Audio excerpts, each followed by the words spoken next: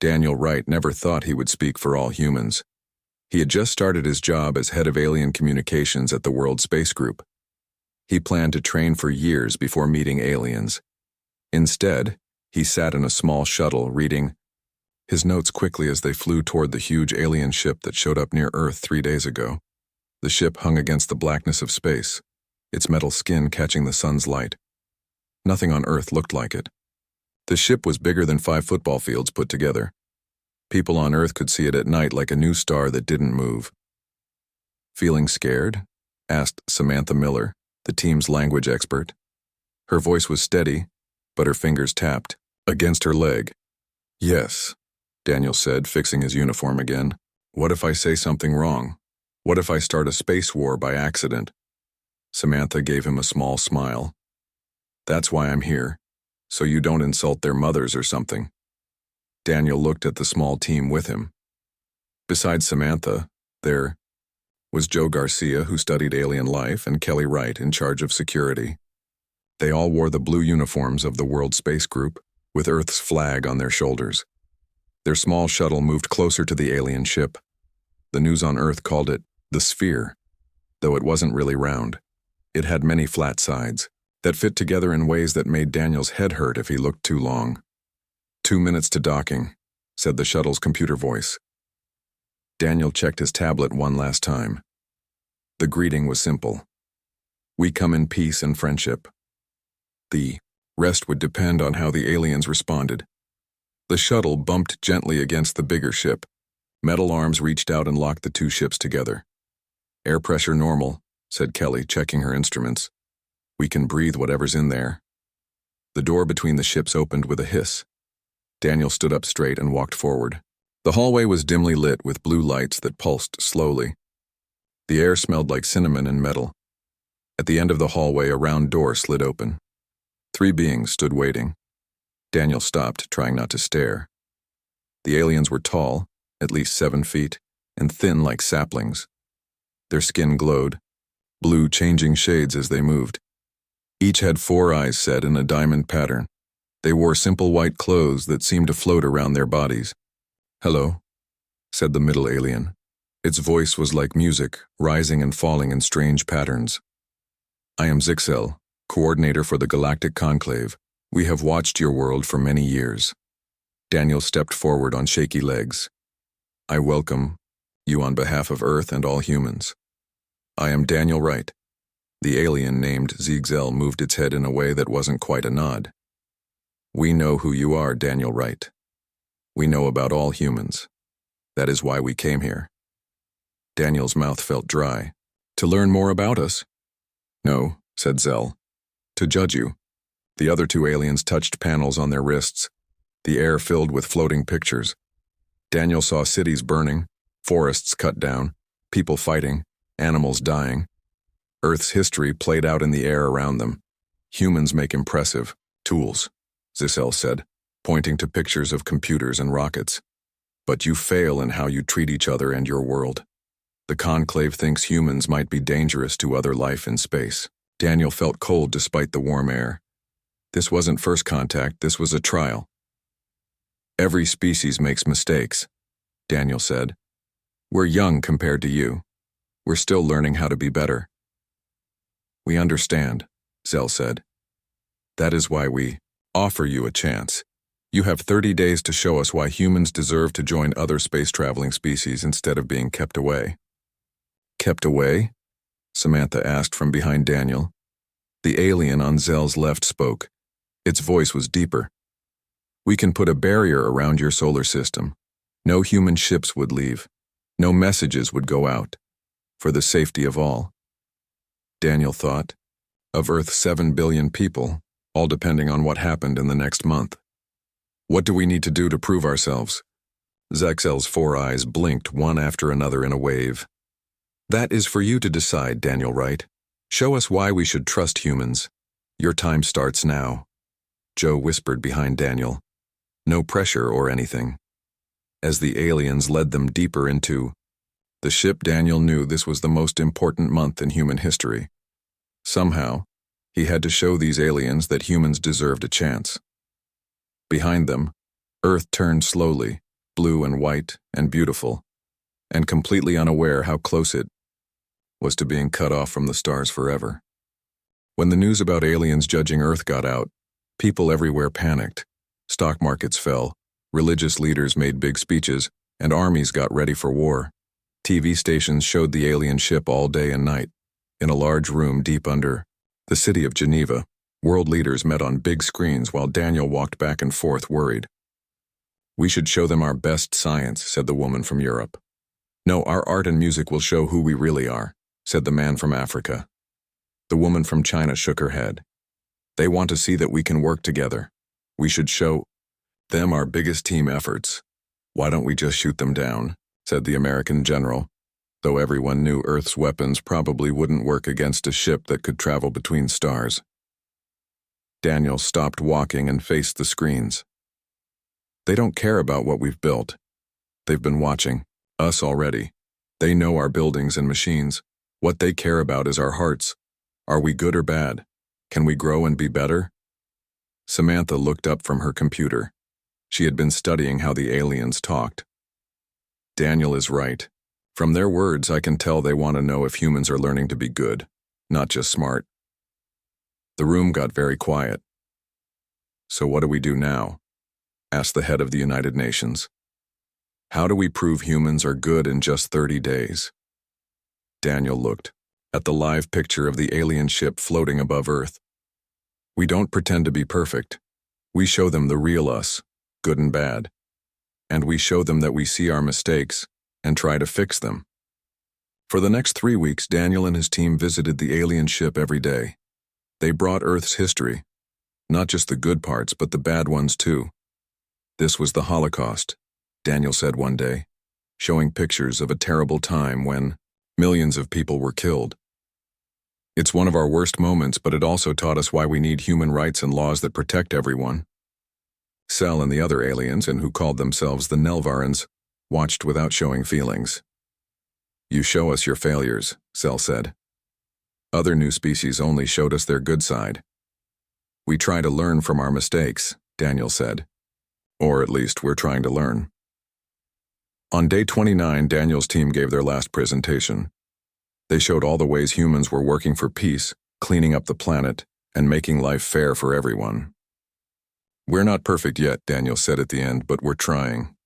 Every day, millions of people work to make tomorrow better than today." Cell stood without speaking for a long time. "Your talk was interesting, Daniel, right? The conclave will tell you our decision tomorrow." As Daniel and his team flew back to Earth, they felt very heavy with worry. Had they done enough? Would the aliens welcome Earth into their space family? Or would they lock humans in their solar system forever? That night, Daniel couldn't sleep. He kept thinking about everything they had shown the aliens.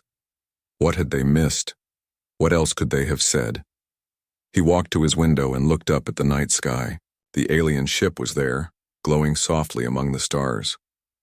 As the sun began to rise, Daniel knew what he had to do. He picked up his phone. "This is Daniel Wright. Prepare my shuttle. I need to visit the alien ship right away." "Sir?" said the surprised voice on the phone. "The official visit isn't for 5 more hours." "I know," Daniel said, "but this isn't official, this is personal." An hour later, he sat alone in the small shuttle as it flew up from Earth. The sun was just rising over America, turning the clouds pink and gold. Daniel watched his home planet get smaller below him. So beautiful, so full of life, so worth saving. His small ship reached the alien vessel. The Nelvarans let him dock even though they weren't expecting him. "What should I say?" Daniel asked himself as the doors opened. Then he realized, for once, he didn't need his carefully written speeches. He just needed to speak from his heart. When Daniel stepped into the alien ship, Zexel was waiting for him. The tall blue being seemed surprised to see him. "Daniel Wright." "We did not expect you until later today," Zexel said. The room was large and round. The walls glowed with soft, blue light. 2 other Nelvarans stood nearby, watching with their 4 eyes. "I didn't come as part of my job today," Daniel said. "I came as just a human. There's something I need to say before you make your big decision." Zell moved his long hand in a way that meant, "Go ahead." Daniel took a deep breath. His heart was beating fast. He had not planned what to say, he would just speak the truth. "For 3 weeks, we've shown you videos and pictures. We've told you about our wars and our peace efforts. We've shown you our music and art. We've explained our science and laws." Daniel stopped and looked directly at Zell. "But we haven't done the one thing that might matter most." The aliens watched him closely. The room was very quiet. Daniel could hear his own breathing. "On behalf of all humans, I want to say I'm sorry." His voice shook a little. "I'm sorry for the wars we've fought. I'm sorry for the animals we've killed off that will never come back. I'm sorry for the damage we've done to our oceans and forests. I'm sorry for thinking we are the most important beings in the universe." Daniel's eyes filled with tears, but he kept talking. "I can't promise we'll never make mistakes again. We will. We're still growing and learning, but I can promise that more and more of us wake up each day wanting to do better. We want to be kinder. We want to think about how our actions affect others. We want to take care of our home planet." Without planning to, Daniel got down on one knee. It seemed right somehow. "We don't ask for your fancy technology. We don't ask for you to protect us or solve our problems. We only ask for time. Time to grow, to learn, to become the kind of people we know we can be." For several minutes, Zixel and the other Nelvarans talked in their own language. It sounded like music, with high notes that humans couldn't hear well. Finally, Zixel walked over to Daniel. "Stand up, Daniel Wright of Earth." Daniel stood up, his legs feeling shaky. "In all the times we have tested young species, none has ever come to us like you have," Zixel said. "They have shown pride, or fear, or fighting spirit, or they have bowed down to us. But never humble hope." The alien's 4 eyes blinked one after another like a wave. "The conclave still must give its official answer, but you have given us much to think about." Back on Earth, everyone in the command center was upset when Daniel returned. "What were you thinking?" shouted the head of the United Nations. "Going alone, not following the plan. You could have ruined everything." Before Daniel could answer, all the screens in the room turned on by themselves. Zizel's face appeared on them. The same thing was happening on TVs and phones and computers all over the world. "People of Earth," the alien began. "We came to judge if you are ready to join the space community. We have seen your tools, your cities, your wars, and your peace efforts." Everyone on Earth stopped what they were doing to watch and listen. But it was not until today that we saw the thing that truly shows a species is ready. The ability to look at yourselves honestly, and the courage to admit your mistakes while working to be better. The screens changed to show Daniel kneeling. This simple act, this apology given without asking for forgiveness, shows a level of growth that many species never reach. Zexel's face came back on the screens. "The barrier will not be put around your solar system. Instead, we offer Earth-beginning membership in the Galactic Conclave, with full membership possible in 100 of your years." Around the world, people cheered and cried and hugged each other. Daniel stood still, tears running down his face. Samantha walked up to him. "How did you know that would work?" Daniel shook his head. "I didn't know, I just knew I had to try." Over the next few days, the news showed scenes from all over the world. People were coming together in new ways. Old enemies were talking. Countries that had fought for years were signing peace papers. The aliens had sent down some teachers to start sharing knowledge with Earth, but they didn't give any weapons or super advanced tools.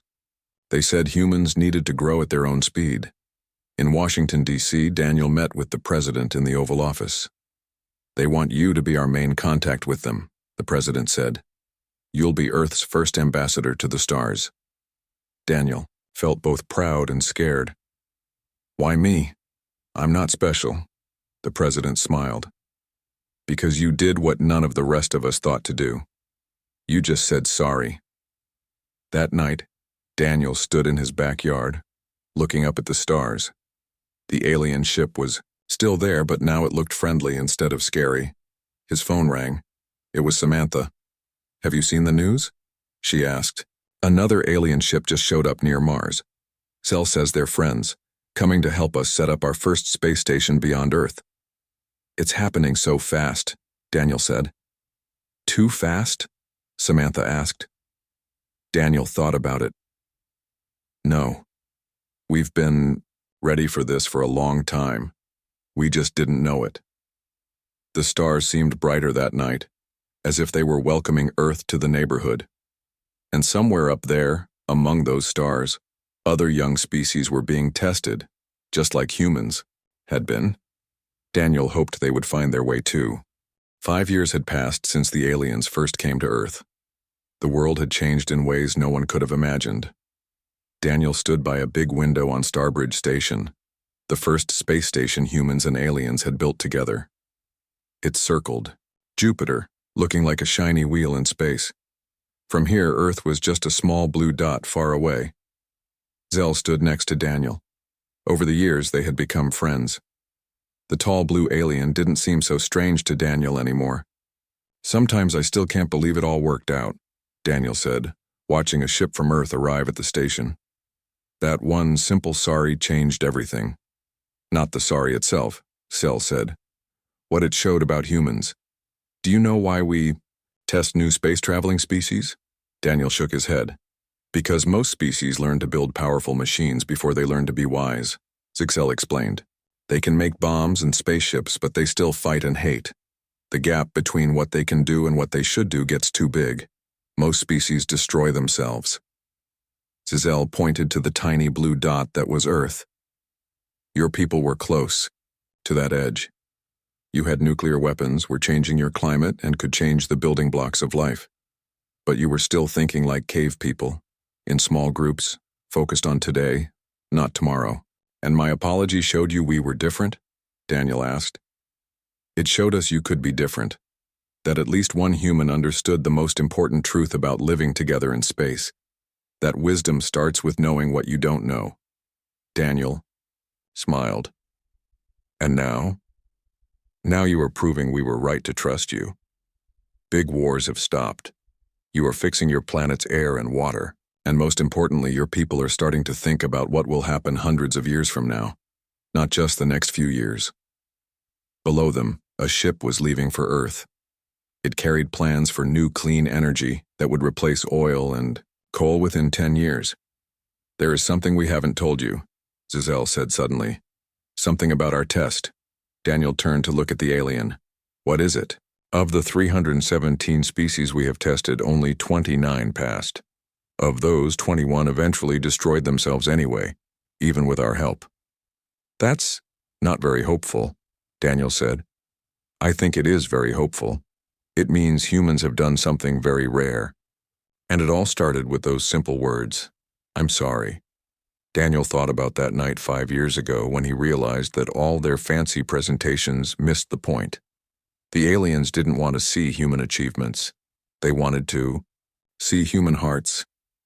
On Earth we say actions speak louder than word, when Daniel said. Zixel made a chirping sound that Daniel knew was laughter. Yes. But sometimes, Ambassador Wright, the right words can start the right actions. A new ship appeared near the station. One Daniel had never seen before. New visitors? He asked. Yes, said Zell. They have just learned to travel between stars. Now they must be tested. Will you tell them about us, about the apology? Zell's 4 eyes blinked one after another. No, Ambassador. Each species must find its own path to wisdom. But maybe someday you can share your story with them. Who better to guide a young species than one who just made the same journey? Daniel nodded, watching the strange new ship come closer. Whatever beings were inside, they were about to face the same test humans had, to show not their power or cleverness, but their ability to grow and see themselves clearly. Back on Earth, things had changed in big ways. Old enemies were now working together. The air and water were getting cleaner. Schools taught children how to think about the future, not just about today. In the first Earth Nelvaran school in New York, children from around the world learned about space and other planets. They also learned about the day that changed everything. The day one man said, sorry, on behalf of all humans. My grandpa was there when the aliens came, a young boy told his friends at lunch. He said everyone was scared. They thought the aliens might attack.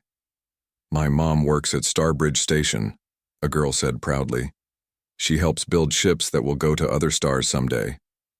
Their teacher, Ms. Bailey, smiled as she listened. She remembered where she was when Zell's face appeared on every screen on Earth. She had been in college, worried about tests and dating. After that day, she decided to become a teacher to help prepare children for this new age of space travel. Today we have a special visitor, she told her class, someone who was there at the beginning. The door opened and Daniel walked in. He looked older now with some gray in his hair, but his eyes were bright and kind. The children clapped and asked many questions. Daniel answered each one carefully. Were you scared when you went on the alien ship alone? A small girl asked. Yes, Daniel said honestly. But sometimes you have to do scary things when they're important. Did you know your apology would work? Asked a boy in the back. No, Daniel said.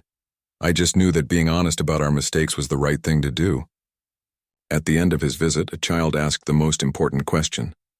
What happens when we get full membership in the Galactic Conclave in 95 more years? Daniel smiled. That's up to you. All of you. My generation started the journey. Yours will finish it. That night, Daniel stood on the roof of his apartment building looking at the stars. New York City glowed around him, but the sky was clearer now than it had been in 100 years.